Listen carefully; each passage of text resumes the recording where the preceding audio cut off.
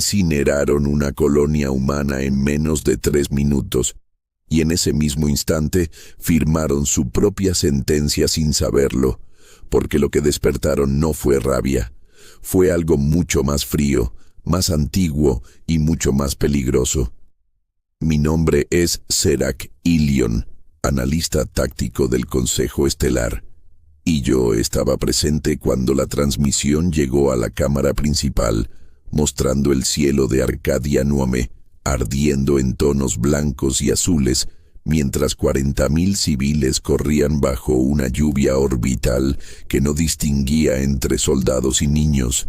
Y recuerdo con absoluta claridad el segundo exacto en que entendí que la especie equivocada había sido provocada, porque los humanos no gritaron, no amenazaron, no suplicaron ayuda, guardaron silencio.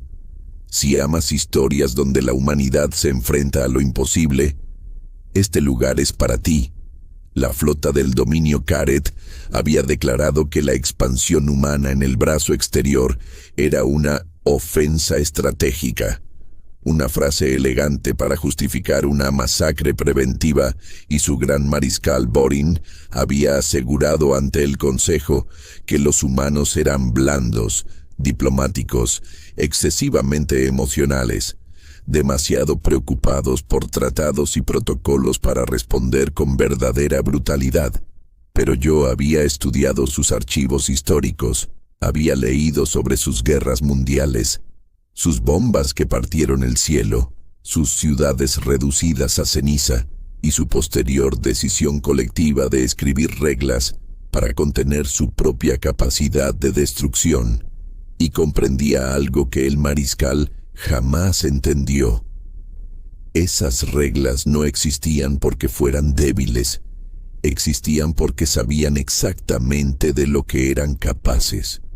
Cuando la embajadora humana, Elena Ríos, recibió el informe final de víctimas en la sesión de emergencia, no lloró frente a nosotros, no elevó la voz, solo apoyó ambas manos sobre la mesa y dijo con una serenidad que me heló la sangre: la humanidad reconoce formalmente el estado de guerra.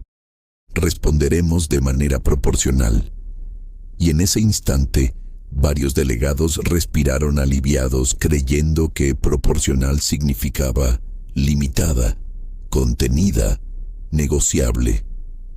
Pero yo vi sus ojos, y no había furia descontrolada allí. Había cálculo.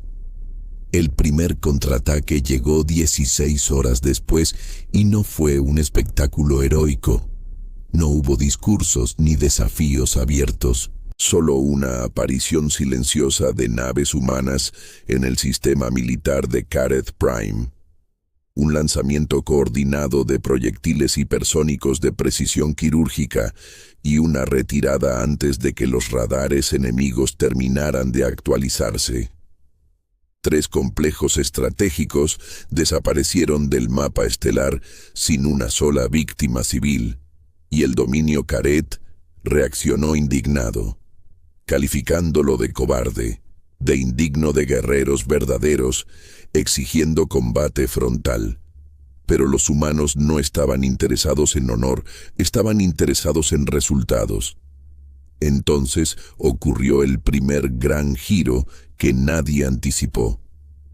Mientras el dominio concentraba su flota principal para un enfrentamiento decisivo, los humanos comenzaron a transmitir música en frecuencias abiertas cerca de los sistemas fronterizos enemigos, piezas antiguas de percusión, coros graves, sonidos que parecían caóticos y absurdos en medio de una guerra.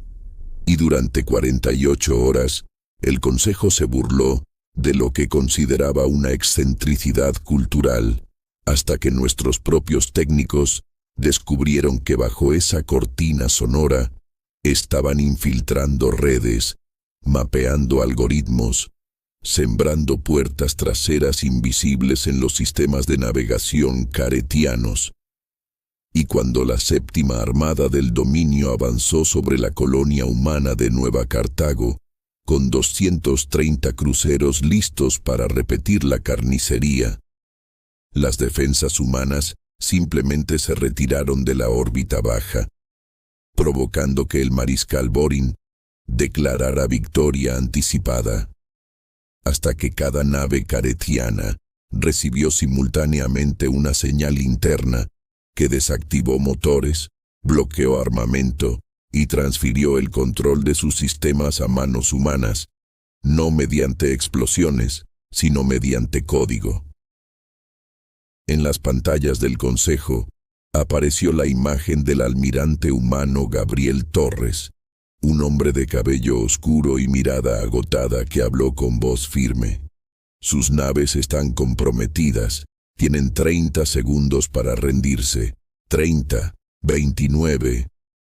Y yo vi cómo varios delegados del dominio se levantaban furiosos, exigiendo resistencia, mientras los contadores descendían, y la flota más orgullosa del sector quedaba convertida en una colección de cascos inmóviles, flotando como monumentos a la arrogancia. 198 capitanes aceptaron la rendición. 32 intentaron reiniciar manualmente sus sistemas, y cuando el contador llegó a 0, solo esas 32 naves perdieron soporte vital durante exactamente 12 segundos antes de que los humanos lo restauraran, suficiente para demostrar que podían haber hecho algo irreversible y eligieron no hacerlo. Fue en ese momento cuando comprendimos el verdadero mensaje. No estaban mostrando poder por rabia, estaban mostrando contención por elección. Historias como esta se cuentan aquí cada semana, y lo que viene después es aún más impactante. Pero lo que vino después no fue una ofensiva convencional, fue una lección cuidadosamente diseñada, porque mientras el dominio Kareth intentaba reagruparse tras la humillación de su flota paralizada, los humanos cambiaron el ritmo de la guerra de una forma que ningún manual estratégico del Consejo contemplaba. Dejaron de atacar grandes objetivos y comenzaron a desmantelar la voluntad misma del enemigo. Primero, cortaron rutas de suministro con una precisión casi quirúrgica, convoy tras convoy, desapareciendo en saltos hiperespaciales que jamás alcanzaban su destino. Luego sabotearon astilleros sin destruirlos por completo, inutilizando piezas críticas y dejando intactas las estructuras para que los caretianos vieran lo cerca que estaban de perderlo todo. Y cada acción iba acompañada de un mensaje cifrado transmitido en frecuencias militares.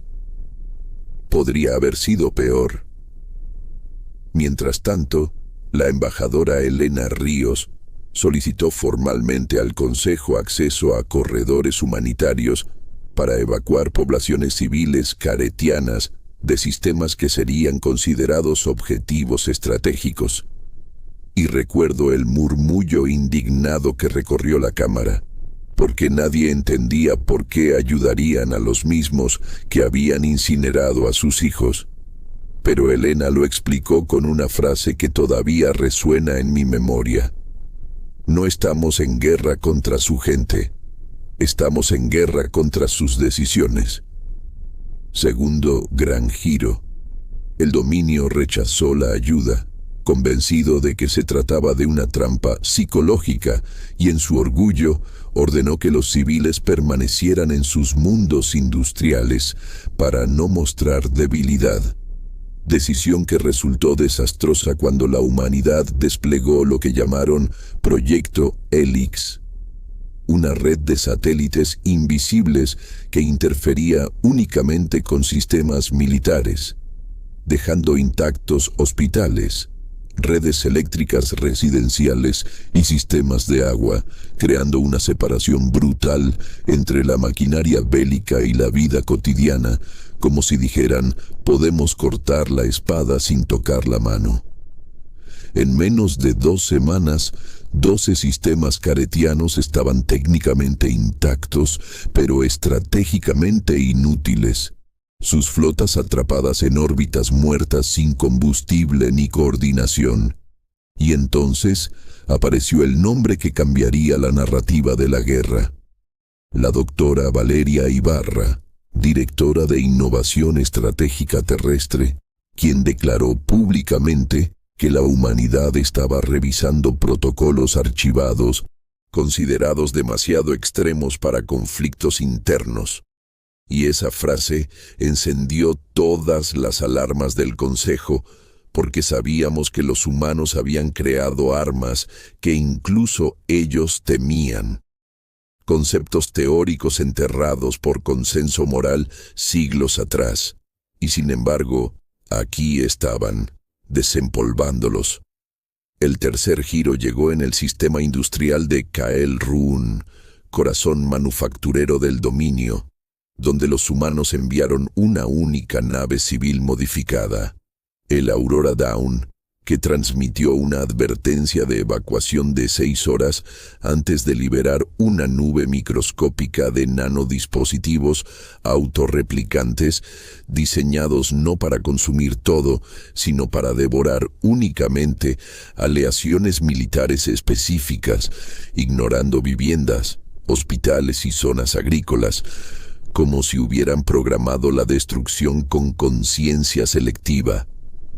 En 72 horas, las fábricas de armamento quedaron reducidas a polvo metálico. Los hangares colapsaron sobre esqueletos oxidados de cruceros inacabados, y el dominio observó impotente cómo su capacidad de producción se evaporaba sin una sola baja civil directa, porque los humanos habían coordinado transportes para evacuar a 120,000 trabajadores antes de activar el proceso final. Cuando el Consejo convocó sesión de emergencia para condenar lo que algunos llamaron arma apocalíptica, Elena Ríos respondió mostrando cifras comparativas: 0 civiles caretianos muertos en Kael-Run, 40,000 humanos en Arcadia 9 sin advertencia previa, y luego añadió algo que nos dejó sin palabras. Podríamos haber diseñado estas máquinas sin interruptor de apagado. Elegimos incluirlo. Fue entonces cuando comprendí que la guerra humana no era solo militar, era narrativa. Estaban construyendo un precedente ante toda la galaxia, demostrando que podían borrar imperios y aún así decidir no hacerlo, que su límite no era técnico sino moral. Y ese entendimiento comenzó a fracturar al propio dominio desde dentro, porque sus ciudadanos empezaron a preguntarse por qué su liderazgo había provocado a una especie capaz de tal control. Mientras tanto, el almirante Gabriel Torres reapareció en transmisiones abiertas ofreciendo términos preliminares de alto al fuego, reparaciones completas, juicios por crímenes de guerra contra quienes ordenaron el bombardeo de Arcadia 9, desmilitarización parcial de zonas fronterizas y un programa educativo obligatorio en todos los mundos caretianos sobre la historia completa de la violencia humana y su evolución ética, propuesta que muchos interpretaron como propaganda hasta que Torres explicó con frialdad casi paternal: no queremos que nos teman, queremos que nos entiendan. El miedo genera revancha, el entendimiento genera estabilidad. Y en ese instante supe que el dominio ya había perdido algo más que sistemas y flotas. Había perdido la narrativa de fuerza que sostenía su identidad. Porque ¿cómo se combate a un enemigo que puede ser implacable en combate y al mismo tiempo quirúrgicamente compasivo en victoria? ¿Cómo se derrota a una especie que llora a sus muertos por nombre mientras calcula trayectorias orbitales con precisión matemática? Esa dualidad, esa capacidad de sentir y ejecutar, era lo que verdaderamente aterrorizaba al Consejo y lo que convertía cada movimiento humano en un recordatorio constante de que estaban luchando con una mano aún atada detrás de la espalda. Una mano que podrían soltar si el dominio cometía un solo error más. El error llegó. Como siempre llegan los errores de los imperios orgullosos, disfrazado de acto desesperado. Cuando el dominio Caret comenzó a perder el control de sus sistemas industriales y la presión interna crecía, el mariscal Vorin autorizó lo impensable. Un ataque directo contra la luna de Irene. Un enclave médico humano declarado zona neutral. Convencido de que forzar una herida simbólica obligaría a la Tierra a aceptar un alto al fuego en sus términos. Y durante exactamente 27 segundos creyó que funcionaría, porque la transmisión del impacto recorrió la red galáctica mostrando el anillo exterior de la estación médica fracturándose en silencio orbital. Pero lo que el mariscal no sabía, lo que nadie sabía fuera del alto mando humano, era que Irene había sido evacuada 4 horas antes, no por casualidad, sino porque la inteligencia humana había interceptado la orden de ataque encriptada y permitió deliberadamente que el dominio creyera que había infligido una herida devastadora. Cuarto giro, el más brutal de todos. La humanidad necesitaba prueba pública. Necesitaba que el Consejo entero viera al dominio atacar una instalación médica marcada con símbolos de neutralidad universal. Y cuando la confirmación oficial de 0 víctimas humanas fue seguida por la revelación de la interceptación de comunicaciones caretianas, celebrando el supuesto éxito, el equilibrio político del Consejo se inclinó de golpe. Por primera vez en la historia moderna, se aprobó una resolución autorizando a la humanidad a emplear medidas extraordinarias de neutralización estratégica, bajo supervisión mínima, una frase burocrática que en la práctica significaba que se retiraban los últimos frenos diplomáticos. Y yo estaba allí, cuando Elena Ríos recibió la notificación en su dispositivo personal. Levantó la mirada hacia mí y susurró algo que jamás olvidaré. Ahora sí, se acabaron los guantes.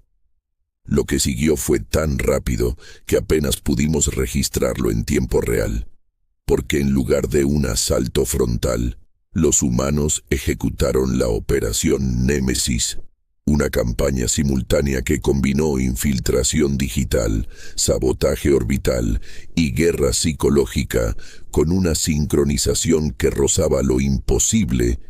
Primero apagaron la red de defensa del mundo capital caretiano durante 90 segundos exactos, suficientes para que una flota humana apareciera en órbita alta sin oposición y desplegara cápsulas de inserción que no llevaban explosivos, sino equipos de bloqueo electromagnético capaces de neutralizar todo sistema militar del planeta. Luego transmitieron en todas las frecuencias públicas el archivo completo del bombardeo de Arcadia 9, junto con los nombres de cada niño fallecido. Y mientras las imágenes recorrían las ciudades caretianas, las fuerzas especiales humanas tomaban el control de los centros de mando con precisión quirúrgica. Vorin intentó activar protocolos de defensa planetaria, pero descubrió que sus códigos habían sido reemplazados por una frase simple en idioma humano. Esto termina hoy. En menos de 6 horas, el gobierno del dominio quedó desarticulado, no por destrucción masiva, sino por asfixia estratégica. Cada general aislado, cada flota descoordinada, cada línea de mando convertida en eco. Quinto giro. Cuando el mariscal fue capturado y llevado ante cámaras del Consejo, esperaba ejecución pública o humillación ejemplar, pero en lugar de eso recibió una notificación formal de que sería juzgado bajo el derecho interestelar con representación legal completa. Y cuando preguntó por qué no lo mataban, el almirante Torres respondió con una serenidad casi insoportable. Porque no somos lo que ustedes creyeron. El mensaje se propagó más rápido que cualquier arma. Porque lo que la galaxia estaba presenciando no era solo una victoria militar. Era una demostración de control absoluto, de capacidad de devastación acompañada por decisión consciente de no cruzar ciertas líneas. Y esa combinación comenzó a reconfigurar alianzas, tratados y equilibrios de poder en tiempo real. En las semanas siguientes, 21 sistemas caretianos solicitaron supervisión conjunta con la Tierra para reconstruir infraestructura, no por coerción, sino por cálculo frío, entendiendo que asociarse con la humanidad significaba estabilidad. Y mientras los astilleros destruidos eran reemplazados por plantas de energía compartidas y centros de investigación binacionales, yo analizaba los informes finales y veía el patrón completo por primera vez. La humanidad no había peleado para conquistar. Había peleado para redefinir las reglas del juego, para establecer un precedente que resonara durante generaciones, demostrando que podían desplegar el infierno y, aún así, elegir detenerse en el borde. El dominio Caret firmó la rendición total 123 días después del primer disparo, y en la ceremonia final, Elena Ríos miró directamente a las cámaras y dijo algo que no estaba en el discurso oficial. No ganamos porque seamos más fuertes. Ganamos porque aprendimos, hace siglos, que nuestra violencia necesita límites. Ustedes nos dieron una razón para quitarlos, recuerden eso. Y mientras los aplausos formales llenaban la cámara, yo sentí algo más profundo que miedo. Sentí comprensión, porque había visto el rostro humano de la guerra. El dolor genuino, los funerales transmitidos en vivo, las familias abrazándose bajo banderas dobladas. Y también había visto la maquinaria implacable que podían activar cuando se cruzaba una línea. Y entendí que la verdadera fuerza humana no estaba en sus armas, ni en sus algoritmos, ni en sus flotas imposibles, sino en la decisión diaria de no usarlos. Hasta que alguien los obliga, y ese conocimiento, más que cualquier tecnología, era lo que aseguraría que ningún otro imperio cometiera el mismo error. La rendición no fue el final, fue el principio de algo mucho más inquietante, porque cuando el dominio Caret firmó la capitulación total, muchos en el Consejo asumieron que la humanidad reclamaría territorios, impondría gobernadores militares, o al menos establecería bases permanentes en los sistemas estratégicos conquistados. Pero sexto giro, no lo hicieron. En lugar de eso anunciaron un plan llamado Horizonte Común, una iniciativa de reconstrucción conjunta financiada en un 63% por la propia Tierra, lo que provocó que varios delegados casi se atragantaran en plena sesión pública, y yo mismo revisé 3 veces los documentos convencido de que era un error contable, pero no, era real. Los humanos estaban invirtiendo recursos masivos para restaurar la economía de quienes habían asesinado a sus colonos. Cuando pregunté directamente a Elena Ríos por qué asumirían semejante costo, su respuesta fue desconcertantemente simple. Un enemigo derrotado puede convertirse en resentimiento. Un enemigo reconstruido puede convertirse en aliado. Esa frase comenzó a circular por redes diplomáticas como una advertencia disfrazada de generosidad, porque implicaba algo que pocos se atrevían a decir en voz alta. La humanidad no solo había ganado la guerra, estaba diseñando la paz, moldeando el futuro político de la región con la misma precisión con la que había neutralizado flotas enteras. Mientras tanto, equipos médicos humanos trabajaban en antiguos hospitales caretianos.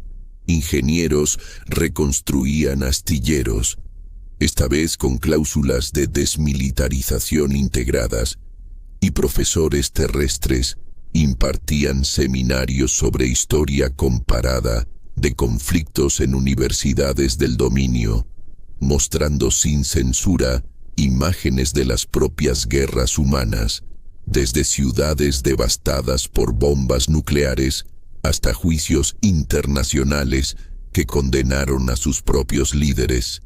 Y ese fue el séptimo giro silencioso.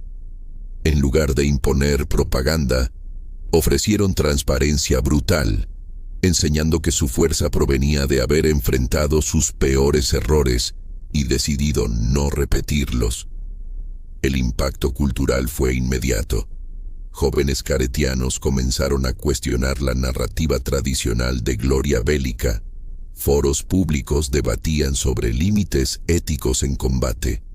Y en menos de un año, surgieron movimientos internos que promovían reformas políticas profundas, algo que ningún bombardeo habría logrado. Sin embargo, no todo era armonía calculada, porque en las sombras del antiguo aparato militar caretiano germinaba una facción radical que veía la cooperación como humillación, y cuando interceptamos comunicaciones sobre un posible atentado contra una delegación humana en el mundo de Sira 9, sentí un déjà vu helado recorriéndome la espalda. Esta vez, sin embargo, la respuesta fue distinta. La inteligencia humana permitió que el complot avanzara lo suficiente para identificar a todos los implicados y luego lo desmanteló públicamente sin una sola baja, revelando pruebas irrefutables y ofreciendo a los conspiradores un juicio justo en lugar de una ejecución sumaria, un mensaje claro tanto para aliados como para adversarios. Podían ver cada movimiento, podían aplastar cada amenaza, pero preferían desactivar en lugar de aniquilar. Esa demostración consolidó definitivamente la nueva percepción galáctica, porque la humanidad no era simplemente poderosa, era estratégica en una escala temporal que superaba la obsesión imperial tradicional por la dominación inmediata. 5 años después del conflicto, el antiguo dominio Caret firmó un tratado de defensa mutua con la Tierra, algo que habría parecido absurdo durante los primeros días de la guerra, y cuando observé la ceremonia desde la galería del Consejo, recordé el bombardeo inicial, la estación médica fracturada, las flotas paralizadas, los nanodispositivos devorando fábricas enteras, y comprendí que todo había sido parte de una lección que trascendía sistemas y fronteras. La humanidad podía ser el martillo o la mano que ayuda a levantarse, y la elección dependía de quién estuviera frente a ellos. Ahora, cada vez que una nueva especie solicita ingreso al Consejo, y alguien susurra que los humanos son demasiado amables, demasiado sonrientes, demasiado dispuestos a negociar, yo solo pienso en Arcadia Nome, en Kael'Run, en Eirene, y en la frase que quedó grabada en los archivos estratégicos como advertencia permanente. No confundas contención con incapacidad, porque la galaxia entera aprendió, al precio de un imperio, que cuando la humanidad decide desatar el infierno, lo hace con precisión matemática, pero cuando decide construir la paz, lo hace con la misma determinación implacable, y esa combinación, esa capacidad de destruir y luego reconstruir sin perder su esencia, es lo que realmente los convierte en la especie más peligrosa y, paradójicamente, más necesaria del cosmos. Creí que la historia terminaría ahí, con tratados firmados y alianzas selladas, Pero la galaxia nunca permanece en equilibrio por mucho tiempo. Y 8 años después del fin oficial de la guerra, cuando la humanidad ya era considerada garante regional de estabilidad, ocurrió algo que casi reabrió la herida. Una señal proveniente de los restos del antiguo complejo industrial de Kyle Run activó protocolos de alerta en sistemas humanos y caretianos por igual.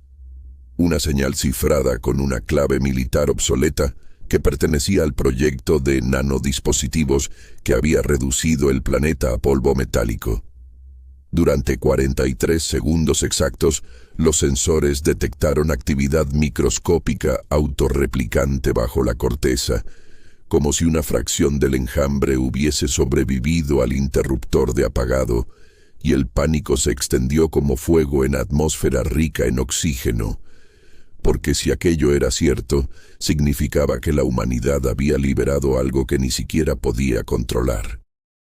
Recuerdo ver al almirante Torres en transmisión cerrada con el Consejo, su expresión más sombría que durante la guerra misma, ordenando cuarentena total del sistema y activación del protocolo Arca, una medida que implicaba aislar el planeta con un campo de contención gravitacional experimental, capaz de destruirlo si la replicación escapaba de control.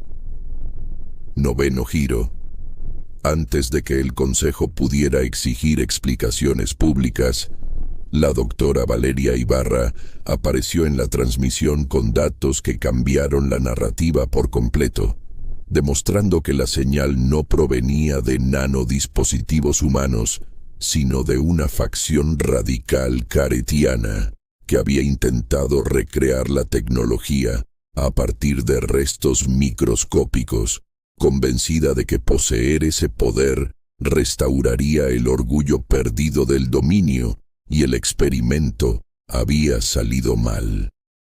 Por primera vez desde la rendición, fue el gobierno caretiano quien pidió ayuda a la Tierra sin reservas, reconociendo públicamente que habían intentado replicar un arma que no comprendían, y la respuesta humana fue inmediata, no con amenazas, sino con equipos de contención y científicos especializados que trabajaron junto a ingenieros locales para neutralizar la reacción antes de que alcanzara masa crítica. Durante 19 horas ininterrumpidas, el destino de un sistema entero pendió de ecuaciones y cálculos proyectados en pantallas holográficas, y cuando finalmente la replicación fue detenida sin necesidad de activar el protocolo Arca, el alivio colectivo se sintió casi físico en la Cámara del Consejo. Ese fue el 10º giro, el más revelador de todos. Porque en lugar de usar el incidente como excusa para imponer control absoluto sobre el antiguo dominio, la humanidad insistió en mantener la soberanía caretiana intacta, limitándose a establecer un marco de supervisión científica conjunta y a compartir públicamente todos los detalles técnicos del riesgo, demostrando que su poder no dependía de monopolizar el conocimiento, sino de gestionarlo con responsabilidad. En una sesión posterior, un joven delegado preguntó a Torres por qué no simplemente destruían toda investigación relacionada con aquellas armas para siempre, y el almirante respondió con una honestidad que silenció la sala. Porque la ignorancia no elimina el peligro, solo lo retrasa. Preferimos que la galaxia entera entienda exactamente por qué estas tecnologías deben permanecer bajo límites estrictos. Esa transparencia consolidó la reputación humana, no solo como fuerza militar dominante, sino como custodio ético de capacidades que podían alterar civilizaciones enteras. Y mientras las relaciones entre Tierra y el antiguo dominio evolucionaban hacia cooperación científica y cultural profunda, yo comprendí que la verdadera victoria humana no había sido capturar flotas ni pulverizar fábricas, sino cambiar la conversación galáctica sobre poder y responsabilidad. Ahora, Cuando observo a nuevas especies debatir si expandirse por la fuerza o negociar alianzas, el recuerdo de aquella guerra sigue presente como una sombra instructiva, porque todos saben que existe una especie que puede apagar soles industriales con enjambres microscópicos y al mismo tiempo financiar la reconstrucción de quienes intentaron imitarlos. Y esa dualidad, capacidad absoluta acompañada de contención voluntaria, redefine lo que significa ser fuerte en un universo lleno de ambición. Al final, mientras archivo los informes que narran desde el primer disparo en Arcadia 9 hasta la neutralización del incidente en Kael Run, entiendo algo que al principio me negaba a aceptar. La humanidad no es peligrosa por lo que destruye, sino por lo que elige no destruir, por la disciplina con la que mantiene sus propios demonios bajo llave, y porque todos hemos visto lo que ocurre cuando alguien les da una razón para soltarlos, una lección grabada no solo en sistemas arrasados, sino en conciencias transformadas, y mientras esa memoria permanezca viva, la galaxia seguirá siendo un lugar más cauteloso y paradójicamente más estable. Aún así, si crees que todo terminó con estabilidad y tratados firmados, entonces no has entendido la verdadera dimensión de lo que ocurrió. Porque 11 años después del inicio de la guerra, cuando la humanidad ya era considerada el pilar silencioso del equilibrio galáctico, se desclasificó un archivo que muy pocos sabían que existía, un protocolo sellado bajo el nombre de Umbra Final. Y cuando tuve acceso parcial a su contenido en calidad de analista senior del Consejo, sentí el mismo frío que experimenté el día que vi caer Arcadia 9. El documento no describía un arma nueva, describía un escenario, un cálculo estratégico que modelaba qué ocurriría si una coalición de 3 o más potencias intentaba simultáneamente someter a la Tierra, y la conclusión era devastadora. En caso de amenaza existencial total, la humanidad estaba preparada para ejecutar una doctrina de negación absoluta, inutilizando corredores hiperespaciales clave, colapsando redes logísticas intersistémicas y desplegando tecnologías de interferencia estelar capaces de convertir regiones enteras en zonas muertas temporales, no para conquistar, sino para garantizar que nadie pudiera ganar sin destruirse a sí mismo en el proceso. Era disuasión llevada a su forma más cruda, una advertencia matemática incrustada en la arquitectura misma del comercio galáctico, y comprendí entonces el último giro, el más silencioso y definitivo. Nunca habían dejado de prepararse, nunca habían bajado la guardia, simplemente habían decidido que el mejor uso de su poder era que nadie necesitara verlo en acción otra vez. En la sesión extraordinaria donde se discutió la revelación, algunos delegados acusaron a la Tierra de planear dominación encubierta, pero Elena Ríos, ya convertida en alta comisionada, respondió con la misma serenidad que la caracterizó desde el primer día. No buscamos gobernar la galaxia. Buscamos que nadie vuelva a creer que puede destruirnos sin consecuencias irreversibles. Sus palabras no sonaron a amenaza, sonaron a límite claro.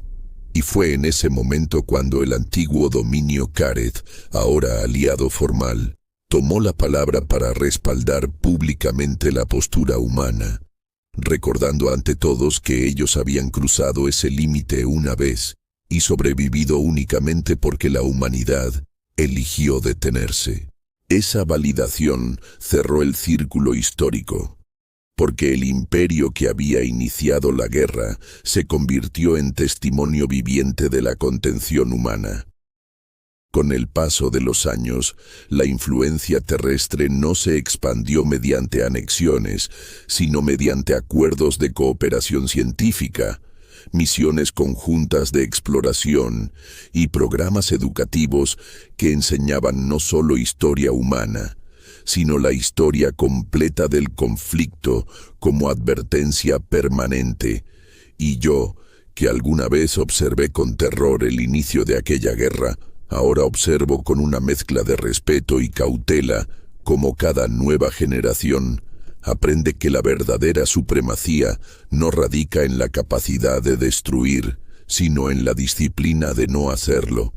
Sin embargo, nunca olvido lo que vi: las flotas paralizadas en segundos, las fábricas convertidas en polvo, la precisión quirúrgica con la que la humanidad demostró que podía borrar civilizaciones si era empujada demasiado lejos. Y tampoco olvido la reconstrucción, los hospitales restaurados, las alianzas firmadas sobre cenizas aún tibias. Porque esa dualidad es la esencia de lo que la galaxia aprendió. La humanidad no es el monstruo que algunos temían, ni el héroe ingenuo que otros imaginaban. Es algo más complejo y por ello más poderoso. Una especie que conoce su oscuridad y la mantiene encadenada por elección, pero que no dudará en liberarla si alguien amenaza su supervivencia. Hoy, cuando jóvenes cadetes me preguntan qué fue lo más aterrador de aquella guerra, no hablo de las nanomáquinas ni de las flotas capturadas. Hablo del momento en que comprendí que los humanos estaban luchando con límites autoimpuestos y aún así dominaban el campo de batalla, y que si alguna vez decidieran quitar esos límites por completo, el resultado sería inimaginable. Esa es la lección que quedó grabada en cada tratado y cada alianza posterior. Nunca confundas misericordia con debilidad. Nunca interpretes una sonrisa diplomática como incapacidad estratégica. Y sobre todo, nunca des a la humanidad una razón para demostrar hasta dónde puede llegar cuando ya no tiene nada que perder. Porque cuando responden, lo hacen con una claridad devastadora. Pero cuando ganan, construyen algo más fuerte que el miedo: respeto. Y ahora que has escuchado esta historia completa, desde el primer disparo hasta la última firma sobre el tratado, recuerda lo que realmente significó aquella guerra, no solo para el dominio Kareth, sino para toda la galaxia.